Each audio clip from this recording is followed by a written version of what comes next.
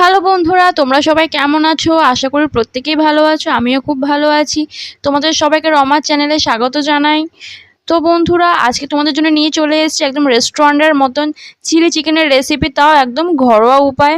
তো এর জন্য প্রথমে আমি কিছু বোনলেস চিকেন নিয়ে নিয়েছি।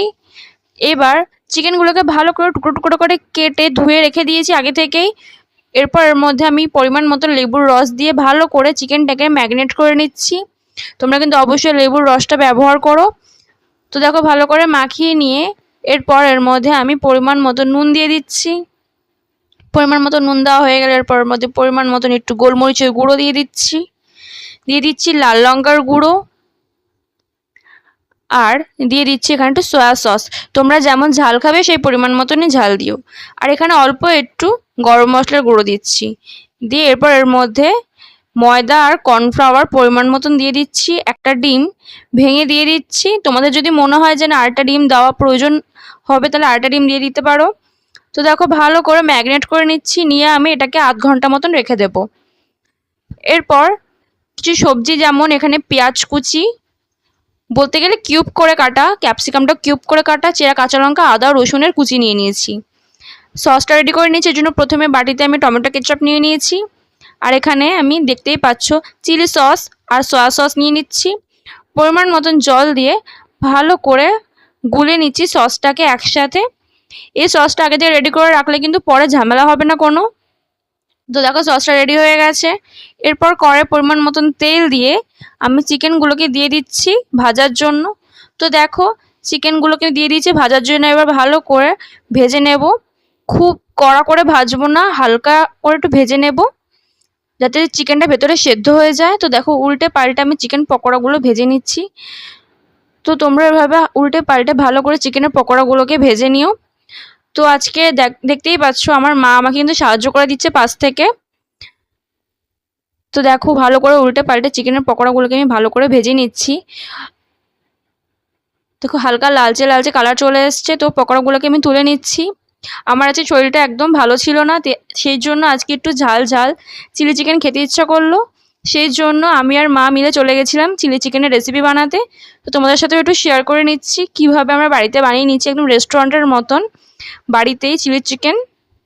তো দেখো, চিকেনের পকোড়াগুলো তুলে ফেলেছি। ওই তেলেই আমি কিউব করে রাখা পেঁয়াজগুলোকে দিয়ে দিচ্ছি ভাজার জন্য। পেঁয়াজটা একটু হালকা লালচে হয়ে গেলে এর মধ্যে আমি দিয়ে দিচ্ছি রসুন কুচি আর দিয়ে দিচ্ছি আদা কোড়া। তো দিয়ে ভালো করে নাড়াচাড়া করে একটু ভাজা ভাজা করে নিচ্ছি। হালকা আদা রসুন পেঁয়াজটা একটু ভাজা ভাজা হয়ে গেলে এর মধ্যে আমি ক্যাপসিকাম আর চেরা কাঁচা লঙ্কাটা দিয়ে দিচ্ছি। কাঁচা লঙ্কাটা তোমরা পরিমাণ মতন দেবে, যতটা তোমরা ঝাল খেতে চাও।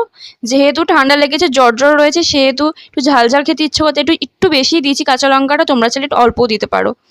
তো ভালো করে নাড়াচাড়া করে ওর মধ্যে গোলমরিচ গুঁড়ো, পরিমাণ মতো লাল লঙ্কার গুঁড়ো, পরিমাণ মতো নুন আর একটু গরম মশলার গুঁড়ো দিয়ে ভালো করে নাড়াচাড়া করে নিচ্ছি।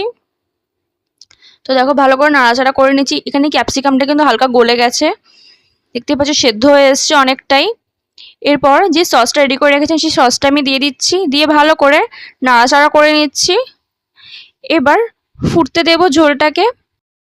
ঝোলটা ফুটে উঠলে এর মধ্যে আমি চিকেনের পকোড়াগুলোকে দিয়ে দেব। তো চিকেনের পকোড়াগুলোকে দিয়ে আবার একটু ভালো করে নাড়িয়ে চাড়িয়ে নিচ্ছি। আর এই পকোড়াগুলো কিন্তু শুধু খেতে খুব ভালো লাগে। আমি কিন্তু 2-4টা শুধুও খেয়ে ফেলেছিলাম। তো আমার মতন তোমরাও কারা কারা এরকম চিকেন পকোড়া খেতে ভালোবাসো, অবশ্যই কিন্তু কমেন্ট করে জানাতে ভুলো না।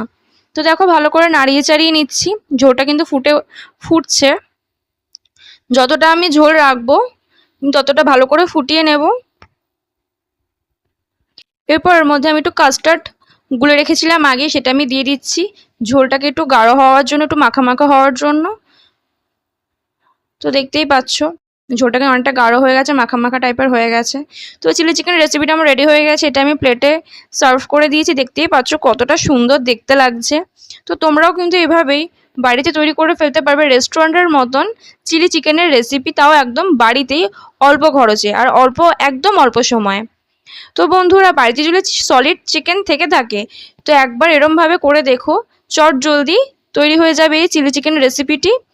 তো একবার অবশ্যই ট্রাই করে দেখো আর আমাকে জানিও কেমন হয়েছে খেতে। তো আজকের জন্য টাটা, আর পর অন্য কোনো ভিডিওতে দেখা হবে।